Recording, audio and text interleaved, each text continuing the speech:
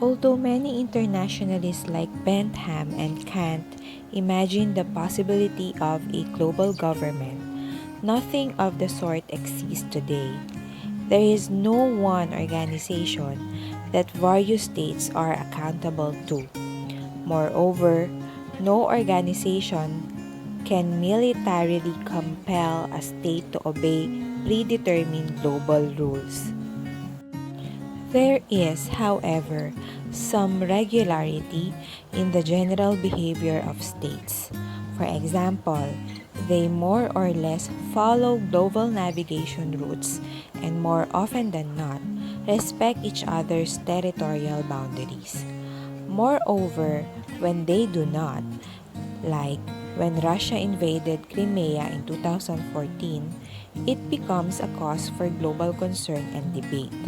The fact that states in an international order continue to adhere to certain global norms means that there is a semblance of world order despite the lack of a single world government.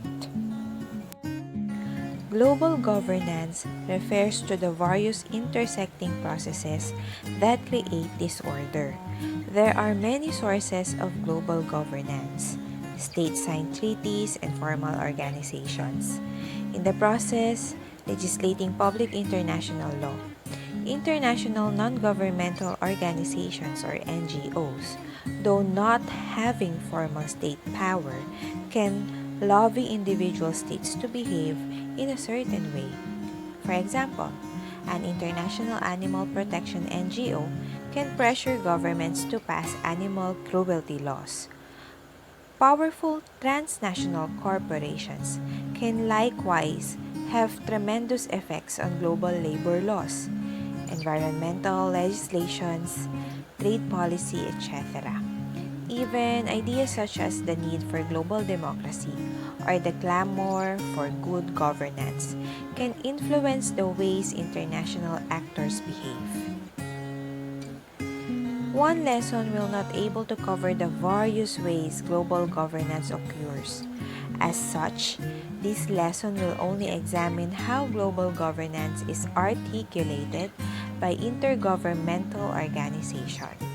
It will focus primarily on the United Nations as the most prominent intergovernmental organization today.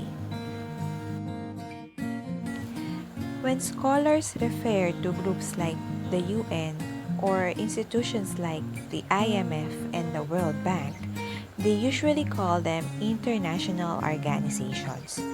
Although international NGOs are sometimes considered as IOs, the term is commonly used to refer to international intergovernmental organizations or groups that are primarily made up of member states.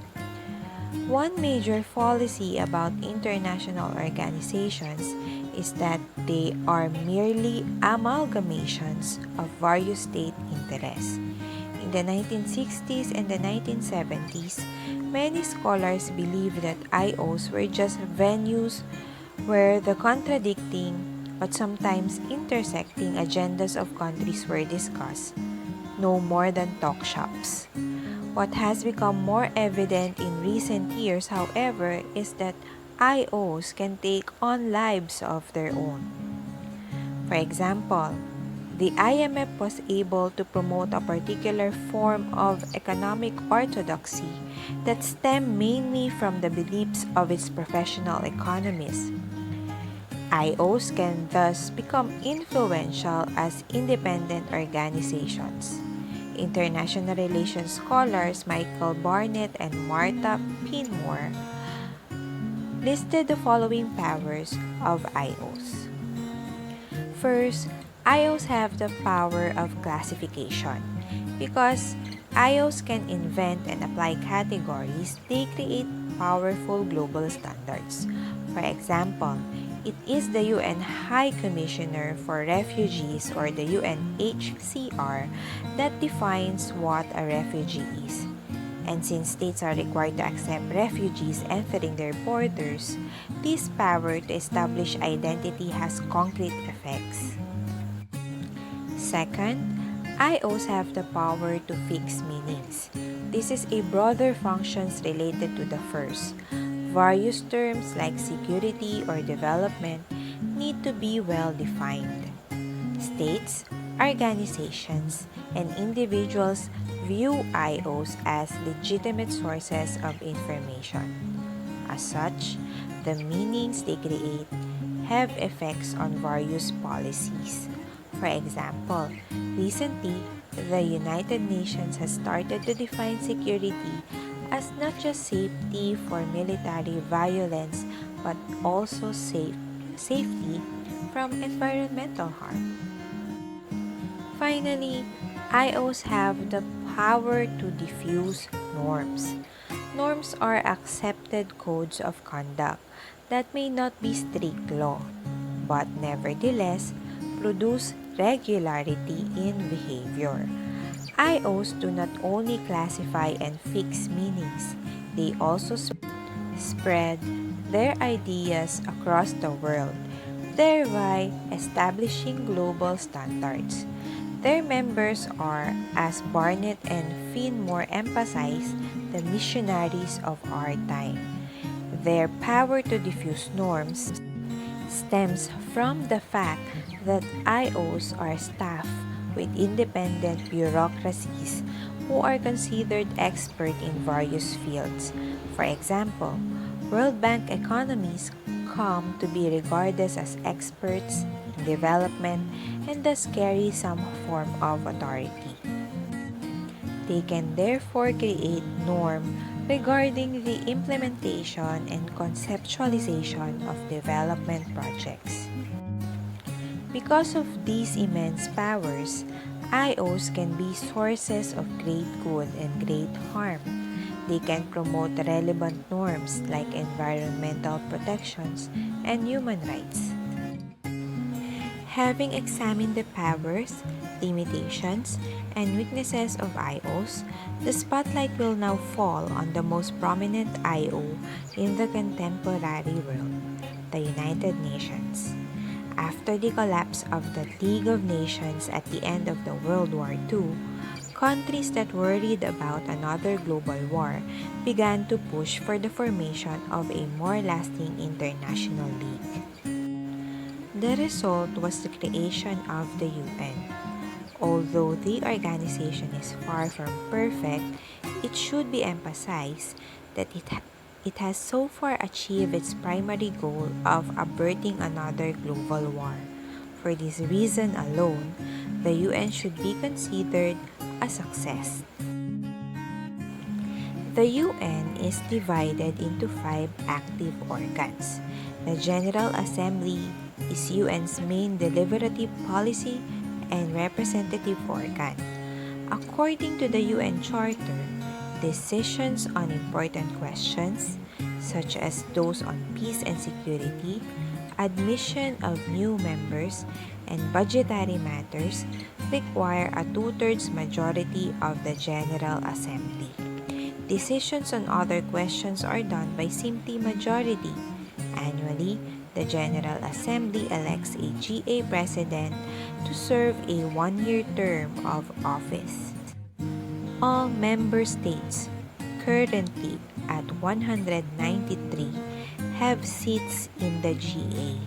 The Philippines played a prominent role in the GA's early years when Filipino diplomat Carlos P. Romulo was elected GA President from 1949 to 1950. Although the GA is the most representative organization in the UN, many commentators considered the Security Council to be the most powerful. According to the UN, this body consists of 15 member states. The GA elects 10 of these 15 to 2-year terms.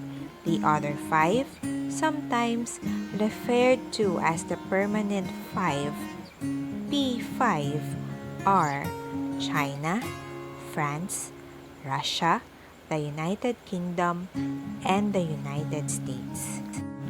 The third UN organ is the Economic and Social Council or ECOSOC, which is the principal body for coordination, policy review, policy dialogue, and recommendations on social and environmental issues, as well as the implementation of internationally agreed development goals.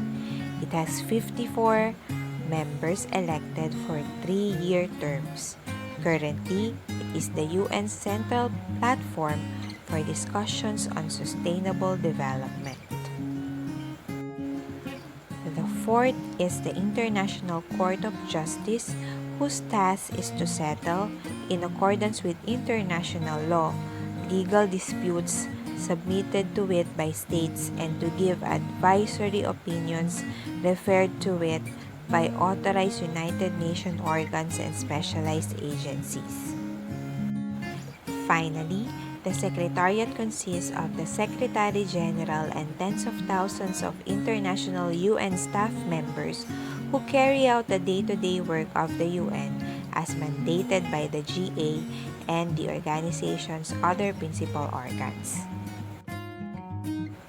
The UN is not a world government, and it functions primarily because of voluntary cooperation from states. If states refuse to cooperate, the influence of the UN can be severely circumscribed. That is one of the challenges of UN. For example, the UN Council of Human Rights can send special reporters to countries where alleged human rights violations are occurring. If a country does not invite the reporter or places conditions on his or her activities, however, this information gathering mechanism usually fails to achieve its goal. However, perhaps the biggest challenge of the United Nations is related to issues of security. As mentioned, the UN Security Council is tasked with authorizing international acts of military intervention. Because of the P5's veto power, it is tough for the Council to release a formal resolution, much more implement it. In conclusion, global governance is such a complex issue that one can actually teach an entire course in itself. This lesson has focused on the IOs and the United Nations in particular. International organizations are highlighted because they are the most visible symbols of global governance. The UN in particular is the closest to a world government. What is important to remember is that international institutions like the UN are always in a precarious position.